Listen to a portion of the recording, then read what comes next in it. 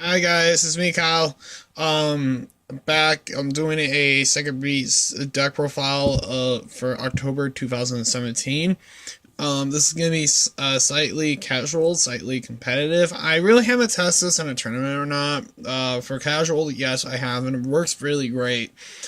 It does have some consistency issues and breaking, but that could just be due to the old sleeves I always use. Because I always like these OG sleeves anyway, it was best kind that ever come out by Ultra Pro. I'm gonna. So this is for the 2017 October ban list. So this is the Sticker Beast profile with the new support. This is my first deck profile back, so I figure why not showcase this deck. I actually do have some other decks I can actually profile also. So we'll get into the deck. Okay, my ratio right now the deck count is 44. Like I just threw some cards in the last minute, and I know they would probably work or not. But my ratio is between two, usually a two ratio, two to ratio. But anyway, for the Sticker Beast guys, we run one Haman. This guy's really good in defense. When he's in the face up defense position, he can only be the attack target. Most of the deck attribute is dark, so him and Uriah are the oddball attributes. I have trouble speaking sometimes. But anyway, but yeah, you just want to use him. That's really about it. You just want to use him in defense and pretty much wall up. He's the only attack target, and when he attacks, he deals battle damage and the 1,000 points of damage. So you run one of him. I've been testing this off and on with a 2 ratio of Raphael. Honestly, with Raphael, he is pretty.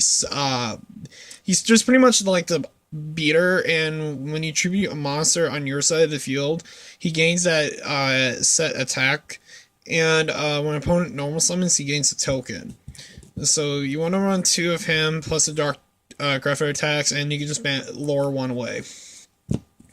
This is all the oddball one. This one's actually I actually do like this one. This is kind of like my favorite next to pretty much the other 3, including their fusion, which is the third one, the fourth one technically. But you don't summon, but like he is the Night Beam of the deck. You want to play one Uriah Laura Sharing Flames. Not too much to be said. Pretty much, he's like the Night Beam of the deck, and he just gains you can't really summon him by his criteria too much, his summoning requirements in the deck, so he's pretty much the hardest one to get out of the 2. For the new support, we run 3 Dark Summoning Beasts. This is why the deck is actually really good now, is because of when you have him, when you have him on the field and you tribute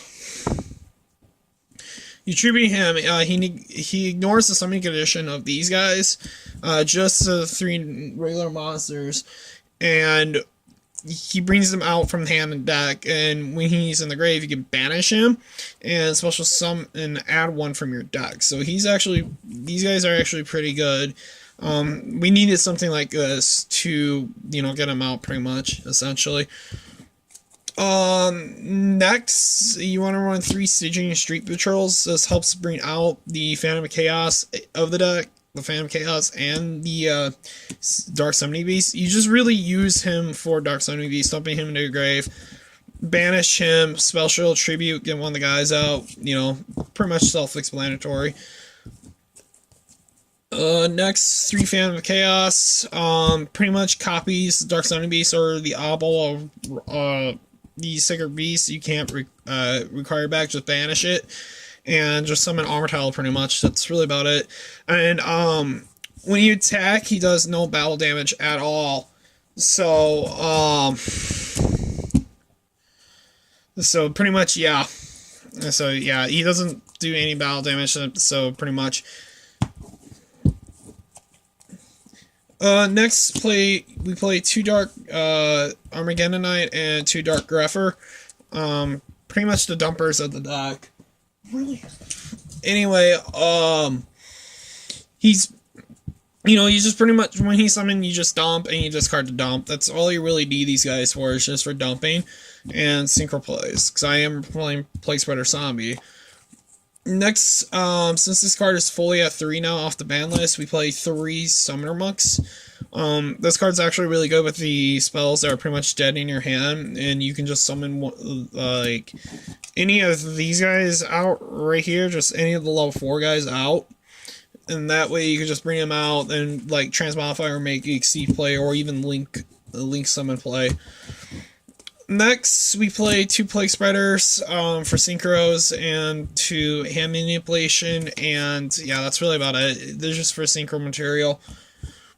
Synchro tutor, and the best hand trap in the game, Maxi. You want to play Maxi in this day and age. If you don't play Maxi in any deck, you're a fucking noob. Next, for pretty much the most busted field spell next to Diagram, in my opinion, Fallen Paradise. This card is the win condition of the deck. This pretty much protects the Sacred Beasts and their fusion, and you draw 2 during your turn. So, like, let's say if I'm being a noob, I summon Maxi, then I'm gonna have... this is just for example, Uriah on the field. Now, if I have one of these on the field, and they Dark Hole or Raigeki, or Interrupted Kaiju Slumber, Fallen Paradise, it will protect them. Maxi will go to the grave. That's just how it is. The other monsters will get destroyed, but not them. But the draw 2, you draw only like 3 cards a turn, then plus 2 if you draw a lore on top of it. That's like plus 5 right there, so that's pretty nuts. To search it out, this ratio I like a lot. I think you do need to play just 2 in the deck maximum. This deck is really player preference, I notice. You just only really need to play 2 Terraforming in this deck, because you can just, like, let's say you already went through, you went through all 3, you can just discard one of them off a Summoner Monk. For draw, we run 3 Allure Darkness. This card is actually pretty good, honestly. I'd like this having back at 3. I was really happy when this came back to 3 during Burning Dust format, towards the PTK Fire version. I hate that version. Next, we run 3 Transmodifies. This card is actually really good. Anyway, what this card does is if you send, like, hold on, I'll read it to you guys real quick. Send 1 face-up monster you control to the grave. Special summon 1 monster. Special summon from your deck 1 monster with the same type attribute as that monster in the grave. And as that monster in the grave, but 1 level higher. So pretty much what you're going to be using Transmodify for is either to send Phantom of Chaos or Stygian Street Patrol to summon that Dark Summoning Beast and special summon 1 of the Sacred Beasts. I actually I never thought of it until I looked it up. I'm like, man, this card actually would be useful in this deck. So Transmodify is being used for something now. For the 1-0s, we play 1 Reinforcement to add Dark Armageddonite and Dark Grepher, 1 Foolish Burial to send the Stygian, and the Plague Spreader, and 1 Raigeki for board clear. I have Twin Twisters sided right now. This deck went through a lot of variations, honestly. I was playing a different dimension Reincarnation. You can also play that too. That card is actually pretty good in this deck. For the traps, I just only run 7 traps, 6 continuous, 1 counter.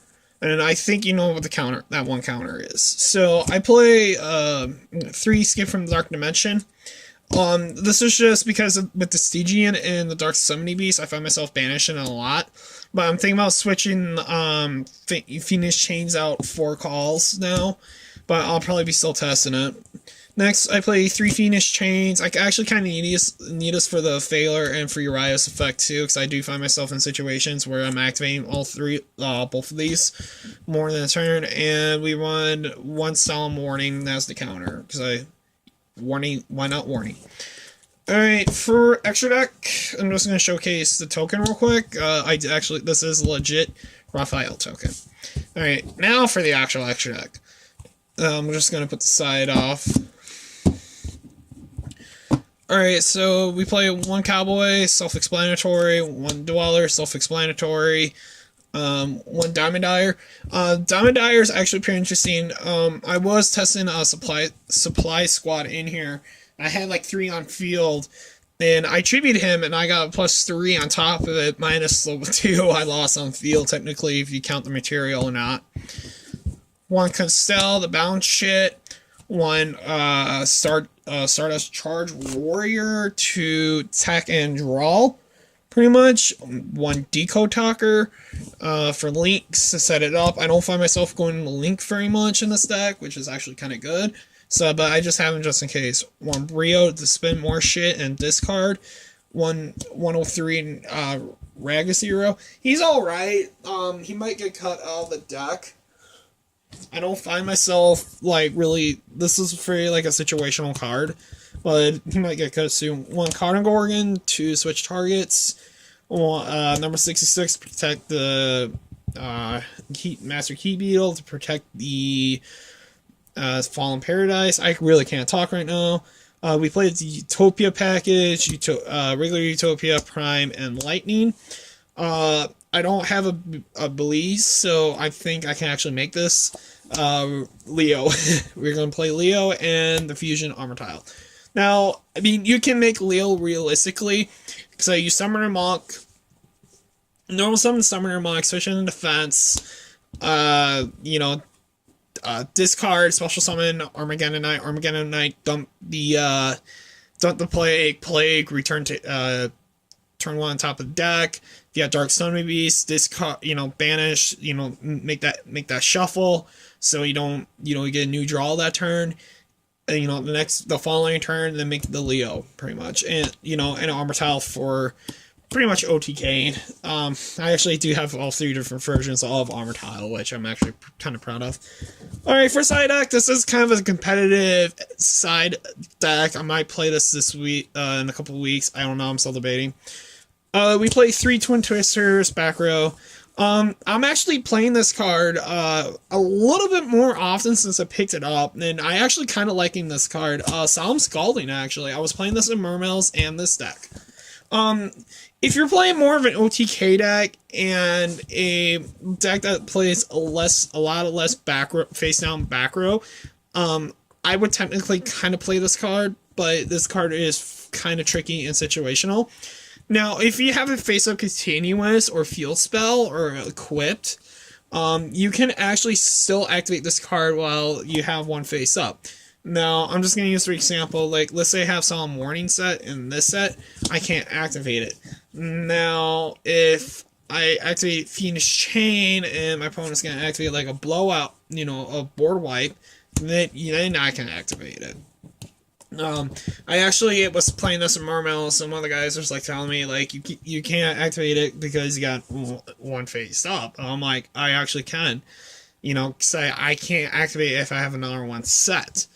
So yeah, because of spirals, we are gonna play triple Drune Lockbird to shut down ads, so that way that can keep going, and we're gonna play. This is a competitive I kind of build this more competitively. So we're going to play triple Ghost Reaper, self-explanatory. Your opponent has to have more cards than him to activate this. So then for targets, we play Double Helix, Minerva, and Buster Dragon. This is more of a local deck, so I wouldn't be too surprised like if you see this card, these 2 more in your locals.